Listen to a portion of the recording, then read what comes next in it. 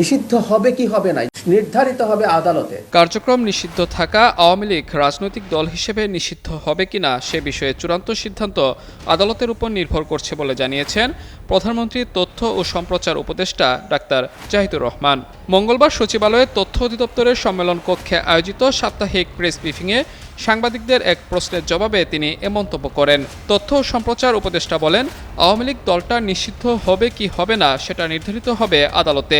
তারা মানবতা বিরোধী অপরাধে যুক্ত ছিল কি ছিল না সে বিচারের পর তা নির্ধারিত হবে।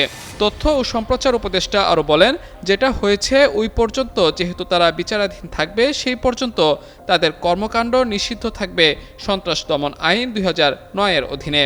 এই দলটা এখন যে কোনো কর্মসূচি নিয়ে মাঠে যদি নামতে চায় তাহলে তারা একটা আইন ভঙ্গকারী কাজ করছে, তাই সরকার সেখানে ব্যবস্থা নেবে, এটাই স্বাভাবিক।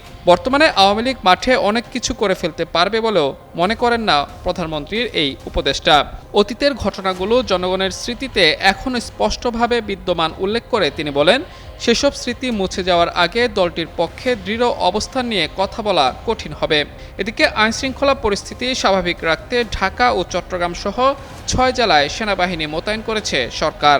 স্বরাষ্ট্র মন্ত্রণালয় জানিয়েছে, আগামী 30 জুন পর্যন্ত এসব জেলায় সেনা মোতায়েন থাকবে।